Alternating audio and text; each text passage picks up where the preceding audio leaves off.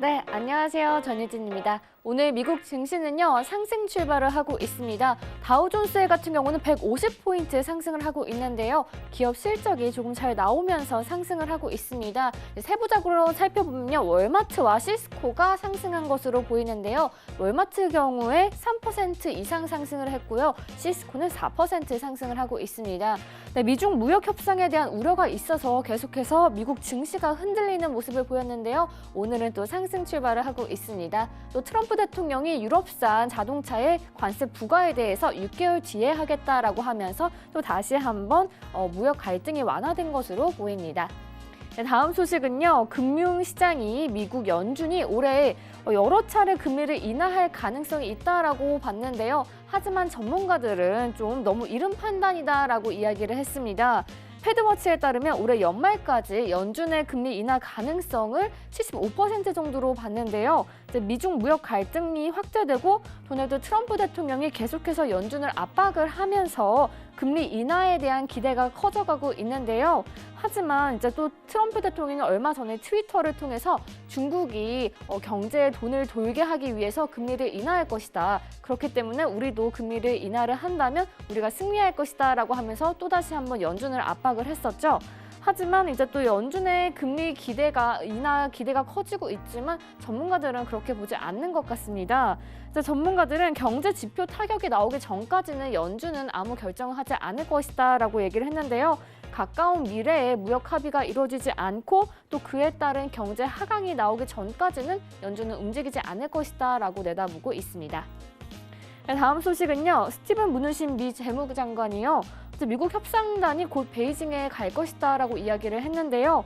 무누신 장관이 지난주 로버트 라이트하이저와 류어 부총리가 회의를 했었지만 굉장히 건설적이었다라고 이야기를 했습니다. 미국 협상팀이 머지않아서 협상을 지속하기 위해서 베이징을 방문할 것이다라고 이야기를 했는데요. 또 트럼프 대통령이 6월 말에 일본에서 있을 G20 회담에서 시진핑 국가 주석을 만나기를 원하고 있다라고 발언을 한 상황입니다.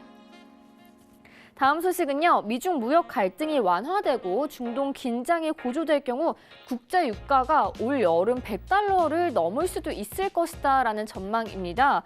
얼마 전 호르무즈 해협 인근에서 사우디 유조선 피격 사건이 발생을 했었죠. 이란은 부인은 하고 있지만 미국은 이란이 범인일 것이다라고 의심을 하고 있는 상황입니다. 또 사우디아라비아 국영 석유 회사의 석유 펌프장 2곳이 미확인 드론으로부터 공격을 또 받았었는데요.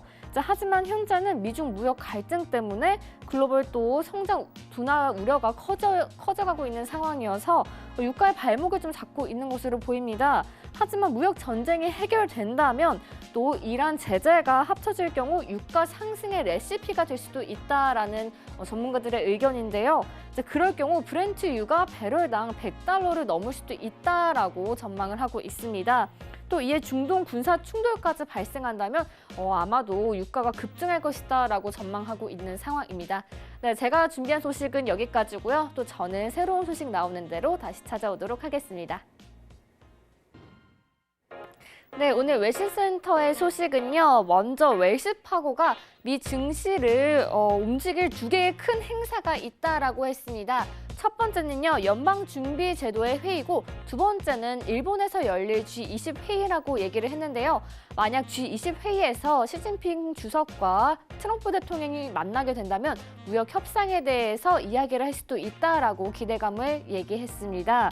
또 전문가들이 이제 투자 판단에 도움이 되는 이야기도 했는데요. 많은 사람들이 몇 주 전에 무역 갈등이 악화되는 조짐을 보이자 보호수단을 마련을 했다라고 이야기를 하면서 만약 매수한 보호수단이 만기가 된다면 옵션 시장을 고려하는 것은 어떠냐라고 조언을 했는데요. 세부적으로는 단기 옵션을 매도하고 7월 5일에 만기되는 옵션을 구매하라라고 추천을 한 상황입니다. 네, 오늘 전유진의 외신센터는 여기까지고요. 저는 또 내일 다시 이 시간에 찾아오도록 하겠습니다.